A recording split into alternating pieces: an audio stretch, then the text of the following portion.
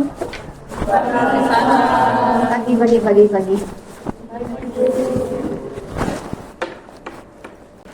Bismillahirrahmanirrahim. Assalamualaikum warahmatullahi wabarakatuh. Waalaikumsalam warahmatullahi wabarakatuh. Salam sehat ya, salam sejahtera buat kita semua. Lupa kita panjatkan puji dan syukur kepada Allah Subhanahu Wa Taala. Kita bisa dan akan melanjutkan perkuliahan bersama saya. Dan tak lupa kita ucapkan salawat dan salam dan Nabi kita Muhammad Sallallahu Alaihi Wasallam. Ya, semoga kita bisa menjadi pengikutnya hingga akhir zaman. Amin. Sebelum perkuliahan, silakan kita pimpin doanya. Baiklah teman-teman, sebelum kita memulai pelajaran pada pagi hari ini, alangkah sebaiknya kita berdoa. Berdoa mulai.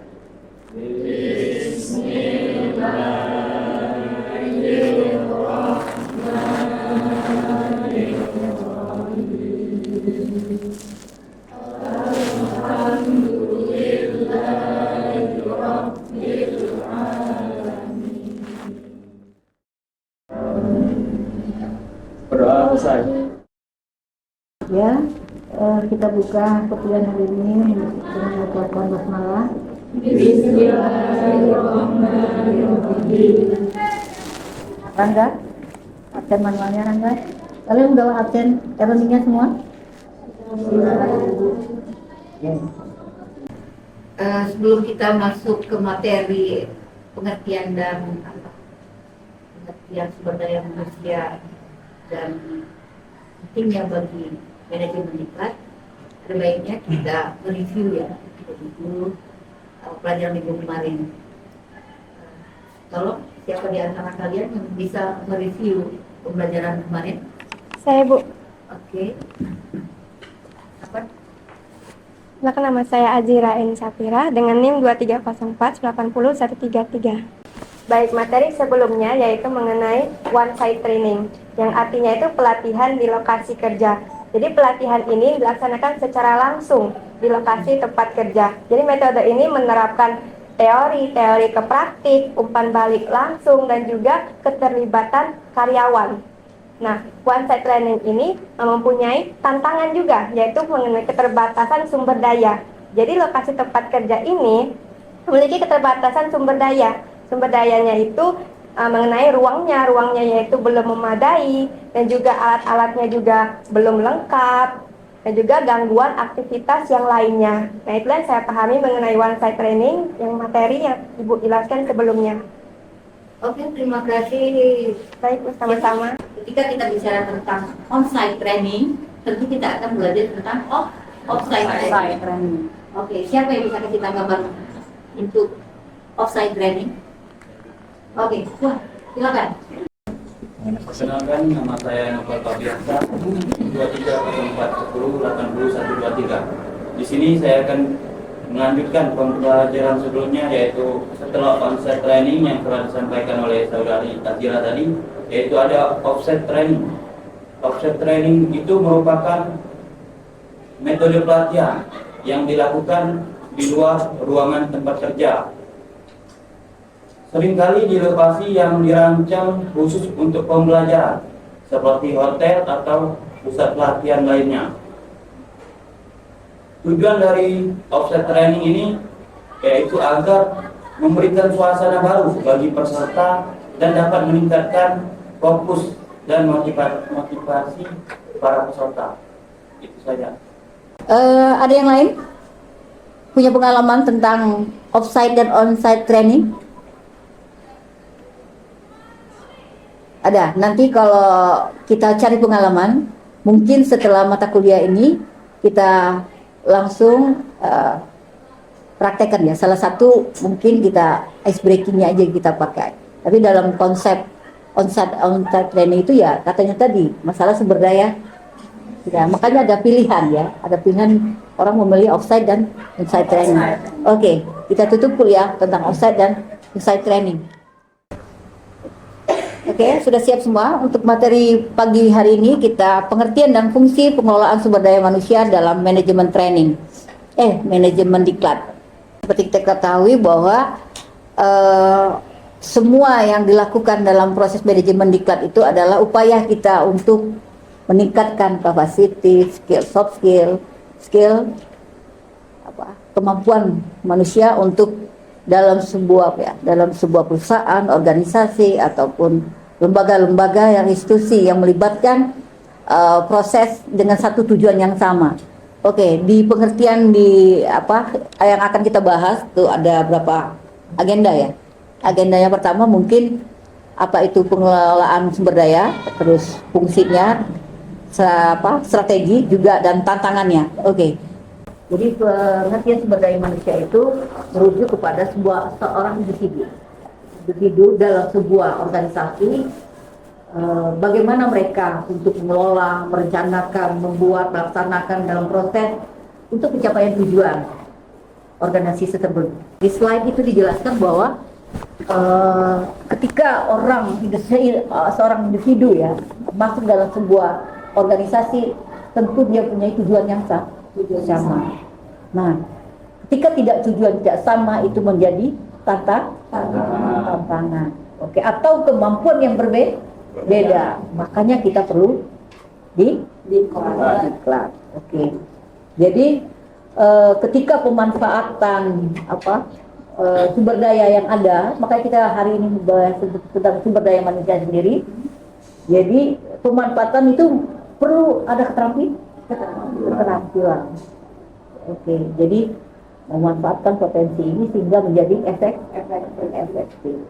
Itulah pengertian dasar dari sumber daya manusia.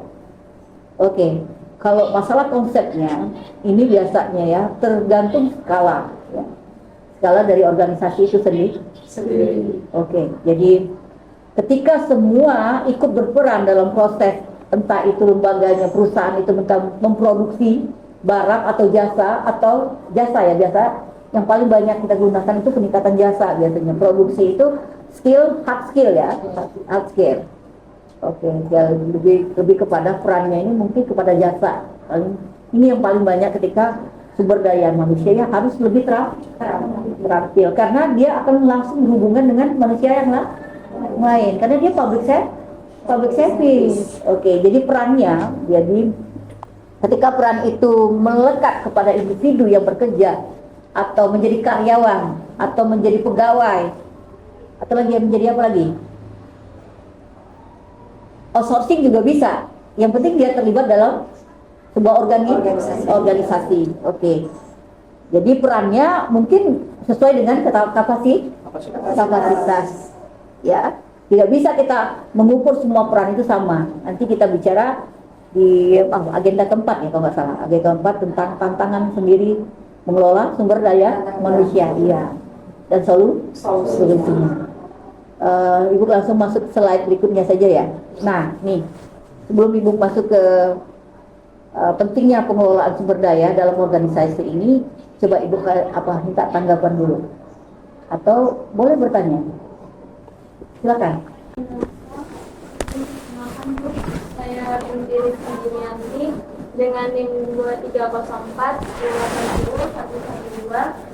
Izin bertanya Bu, kan tadi Ibu sudah menjelaskan bahwasannya sumber daya manusia itu merujuk pada suatu individu yang terlibat dalam organisasi yang memiliki peran penting dalam mencapai tujuan melalui pengelolaan, pembangunan, dan pemanfaatan keterampilan serta potensi mereka secara efektif.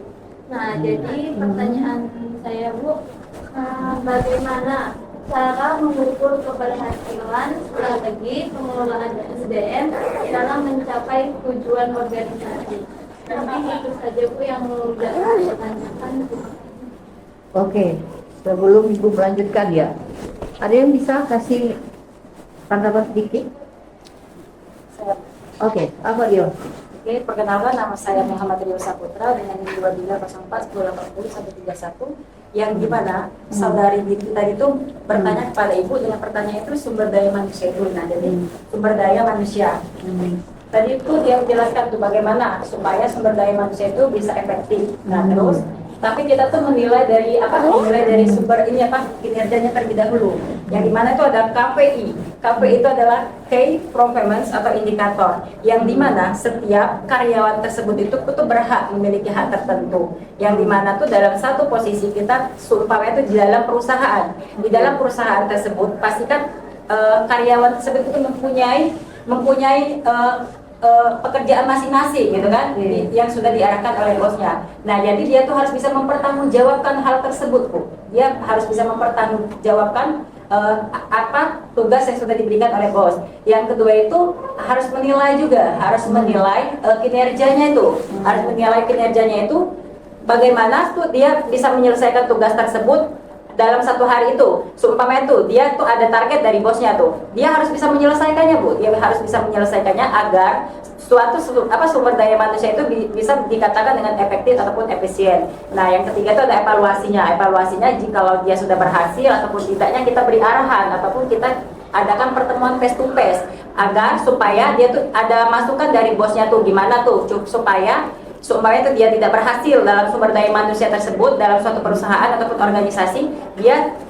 mendapatkan arahan langsung dari atasan supaya dia bisa belajar dan bisa profesional dalam bekerjanya. Itu saja tambahan dari saya. Terima kasih, Bu. Oke, udah clear sekali ya kalau dari Rio. Tapi coba Ibu akan memulai dari sini.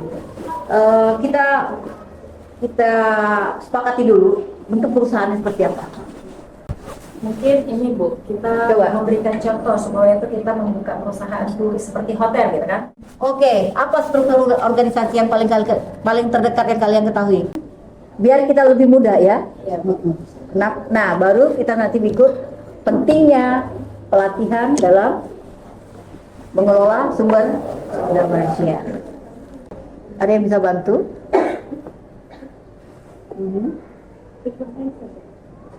Boleh? Kalau itu bikin cabang saja. Di bawah HRD itu biasanya tergantung perusahaannya ya? Iya, benar. Boleh langsung cabang. Kamu inginkan apa tadi? Supervisor. Ya, Supervisor baru. kalau supervisor itu biasanya berproduksi barang. Kalau jasa ada nggak supervisor? Nggak ada. Jadi langsung stop ya. Stop saja. Boleh. Dia dari biasanya hotel itu langsung HRD dibawa ke humasan, langsung dia mengelola. Karena kita hotel. Coba, siapa lagi paham struktur hotel? Coba searching dulu.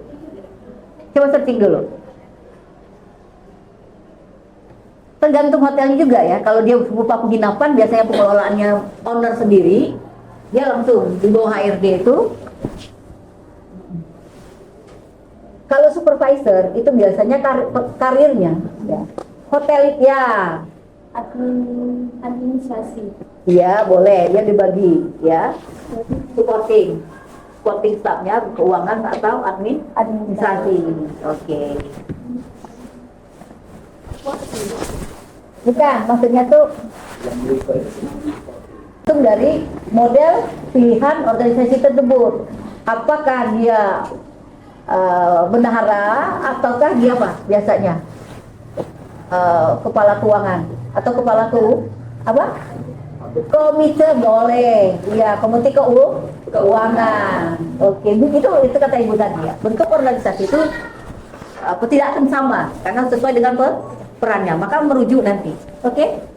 Menurut saya yang pertama sekali untuk mendapatkan pelatihan diklat itu yang pegawai ataupun stafnya, yang dimana posisi kita merekrut karyawan sebuah hotel, direktur itu kan pasti itu perlu sangat perlu untuk manajemen diklat tersebut. Bagaimana seumpama itu pastikan kita di dalam sebuah hotel tersebut tuh pasti kita merekrut karyawan itu dari yang sudah berpengalaman, maksudnya sudah sekolah perhotelan gitu kan. Nah, walaupun dia sudah memasuki sekolah perhotelan, tapi kita perlu untuk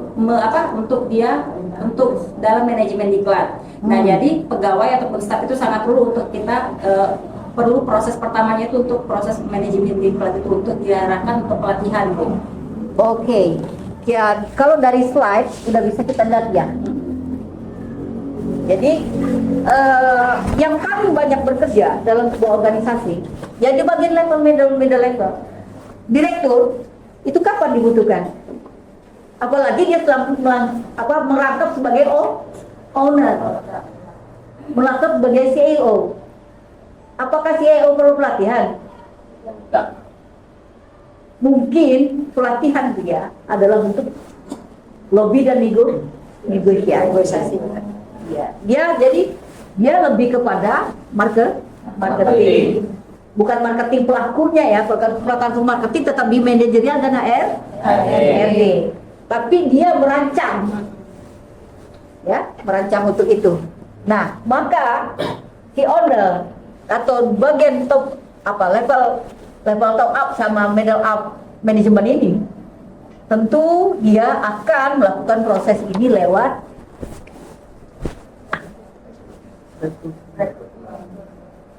ya. Jadi orang, bukan lembaga untuk meningkatkan kapasiti pelatihan. Kenapa mereka butuh pelatihan? Ya ini, kalau dalam proses ini misalnya rekrutmennya ada yang salah, metode seleksinya, misalnya lewat, halo cantik, lewat apa? Biasanya terjadi kesalahan dalam perekrutan.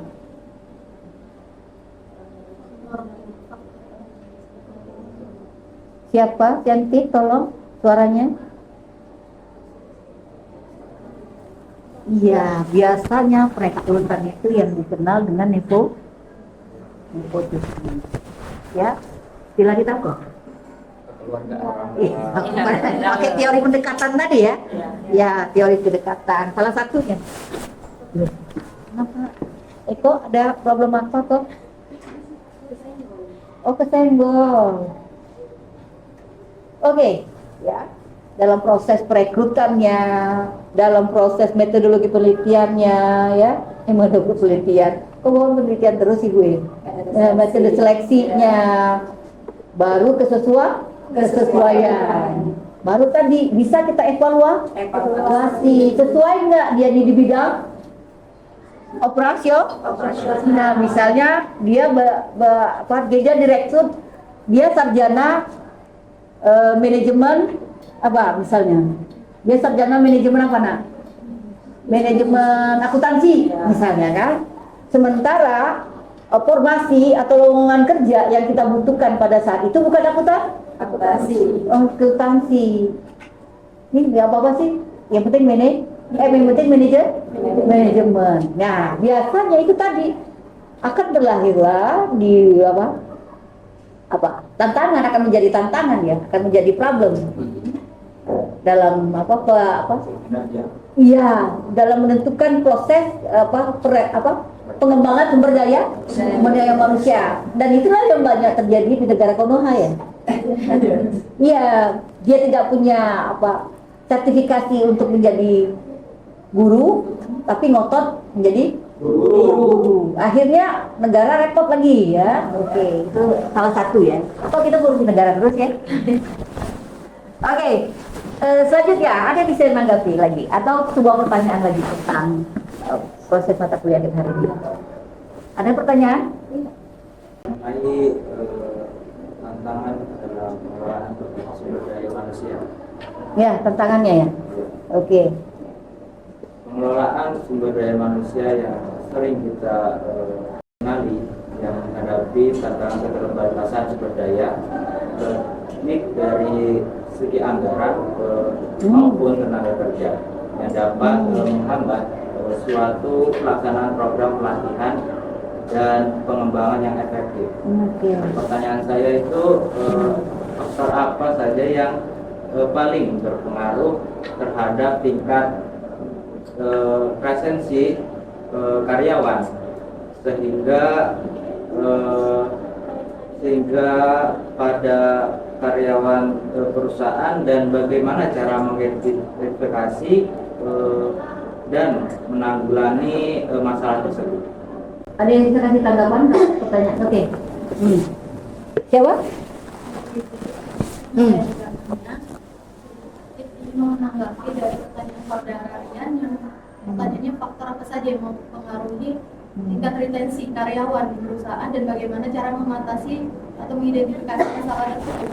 Sebenarnya dalam perusahaan itu ada misalnya faktor yang mempengaruhi tingkat retensi kayak adanya hasil kinerja dari karyawan itu tidak dibayar. Misalnya kita lembur Bu, tapi kita tidak ada bayaran tambahan. Dari hal tersebut karyawan itu merasa dia itu tidak dibayar dengan adil oleh perusahaan tersebut, dan cara kita mengatasinya, perusahaan itu mengatasinya yaitu memberikan kompensasi atau manfaat. Jadi memberikan bayaran yang adil kepada karyawan, dan juga karyawan itu merasa bermanfaat di perusahaan tersebut. Dan juga misalnya karyawan itu ingin memiliki kemampuan pengembangan dalam perusahaan tersebut. Jadi bisa juga perusahaan memberikan kesempatan bagi karyawan itu untuk memberikan pengembangan atau pelatihan keterampilan. Misalnya kita memberikan pelatihan bagi karyawan, dan juga sebelum kita memberikan pelatihan tersebut bisa kita identifikasi masalahnya dari kita survei dulu dari karyawan itu, kita wawancarai dari mana misalnya karyawan itu mempunyai penilaian hasil kinerja karyawan tersebut. Jadi misalnya karyawan itu tidak memiliki kinerja yang bagus, jadi perusahaan itu langsung bisa memberikan pelatihan dan juga pengembangan bagi karyawan tersebut biar mereka dapat memberikan memiliki skill dan juga keterampilan di perusahaan tersebut. Jadi mereka memiliki keinginan untuk bertahan dalam perusahaan tersebut. Oke. Terima kasih. Ada lagi? Boleh, Rangga? Mengenai faktor penghambat karyawan, biaya hasil kinerjanya itu kurang. Nah, kita bisa dilihat dari situ banyak kok. Kita ambil contoh dari lembaga pendidikan saja nih, yang dimana kan sekarang guru-guru itu hanya memberikan tugas kepada siswa, kemudian dia jarang masuk, kemudian tugas dia sebagai guru atau peran dia sebagai guru itu kurang kinerjanya. Ya, kita bisa lihat kalau saya menjadi kepala sekolah itu, kita bisa lihat dari hasil kinerja guru tersebut apa sih faktor yang menyebabkan guru tersebut kinerjanya menurun begitu. Mungkin dari segi pembayaran atau dari segi bayaran dia itu kurang, jadi dia itu jadi merasa malas untuk mengajar. Ada pekerjaan lain ya, on-site job ya, on-site job ya, outside job ya, outside job ya. Oke, terus? Ada juga kalau itu sekarang kan faktornya itu guru tidak bisa meningkatkan kualitasnya itu dari segi anak-anaknya juga. Sekarang kan anak-anak gen alpha itu kan lebih susah untuk diatur. Kemudian ketika guru itu memberikan hukuman kepada anak tersebut, nah anak tersebut itu bakal melaporkan. Kan anak-anak zaman sekarang itu kita guru memberikan teguran sedikit saja sudah dilaporkan, dan guru itu bakal mendapatkan bisa saja nantinya akan dipenjara. Banyak kasus ya. Banyak kasus sekarang kan, makanya guru lebih mengambil aman saja daripada kasus siswa seperti itu. Oke, problemnya no loyalty, no integrity, no apa lagi? Tidak punya loyalitas, tidak punya integritas, tidak punya motivasi. Motivasinya hanya salary, motivasinya hanya bayaran, gaji. Jadi tidak ada lagi. Nah, intinya jawabannya semuanya adalah pentingnya pengelolaan sumber daya dalam organisasi itu satu. Ketika tidak ada peningkatan kinerja organisasi, maka itu akan menjadi problem.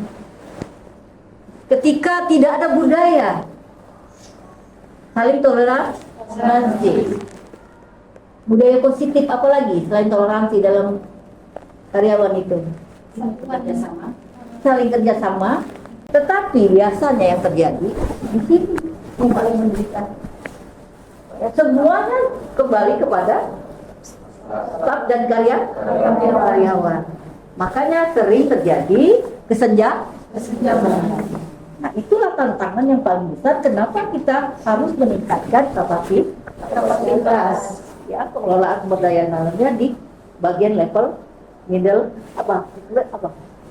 grassroots ya, bagian yang paling terendah dari sebuah organisasi. Oke. Dan terakhir adalah adaptif terhadap perubahan. Organisasi perusahaan yang maju itu ketika dia memenuhi adaptif terhadap perubahan. Karena nilai kurs dunia sekarang kan semakin setiap hari tinggi aja. Jelas, tiba-tiba harga emas sekian, tiba-tiba harga dolar naik. Terus tiba-tiba semua organisasi harus digitalisasi. Sementara SDM untuk katanya tadi ya, pernah hadapi kemarin ya, saya kok kasih contoh kemarin apa di TU-nya saja komputernya macet. Bagaimana dia mau melakukan pelayanan yang optimal? Nanti implikasinya banyak lah ya. Dalam setiap problem dalam perusahaan, organisasi itu punya apa Pak? Kepermasalahan khusus sendiri-sendiri. Benar kata Nelly. Jadi kita harus mengidentifikasi. Jadi itulah fungsi kalian ya. Bu, dari awal ya kita bilang bahwa kalian di kampus itu cuma belajar mengidentifikasi. Setelah itu baru kita menganalisis. Barulah kita bisa ngomong Evaluasi ya penting dalam sebuah proses manajemen. Karena evaluasi di sistem yang ada sekarang itu dianggap tidak penting. Yang penting bagaimana proses ini berjalan.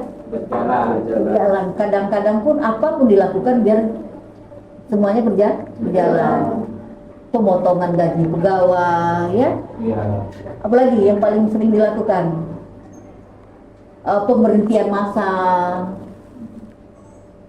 Dia nggak berpikir bahwa semua yang ada dalam organisasi ini, ya, adalah yang terpenting. Coba tanpa direktur. Ya, kalau tanpa direktur, ya hotel itu tidak berdiri lah. Ya. Tidak maju. Ini yang paling. Oke. Tanpa ini, cuma ada manajer. Tidak kata yang ada keuangannya. Kan kalau ada keuangannya. Bisa ada satu perusahaan. Saya kasih contoh. Saya pernah membaca bahwa satu perusahaan sekarang di era sekarang? Era digitalisasi. Orang itu cuma perusahaan yang punya satu orang. Dialah direktur, dia pelaksana. Dia bergerak di bidang media sosial. Bisa kaya dia ya. Keren juga. Coba, pernah baca? Coba. Owner-owner yang jualan-jualan di itu. Iya. Kadang-kadang dia direkturnya, dia manajernya, juga dia pegawai. Apakah itu bisa disebut organisasi? Kalau dia sendiri ya tidak disebut organisasi, organisasi kan lebih dari satu orang. Iya, pertanyaan kita tadi jelas ya. Ketika kita bicara SDM adalah tujuan yang sama dalam organisasi. Oke, jadi tidak ada yang lebih penting, tidak ada yang lebih rendah. Oke, ada lagi yang mau kita pelajari lebih lanjut? Jadi ketiga hal inilah kenapa kita belajar mengelola sumber daya manusia dalam organisasi dan butuhnya untuk manajemen di diklat. Jadi manajemen diklat itu sangat penting ketika kita bicara tentang manusianya. Oke, Ibu tutup kuliah hari ini dengan mengucapkan melapaskan alhamdulillah.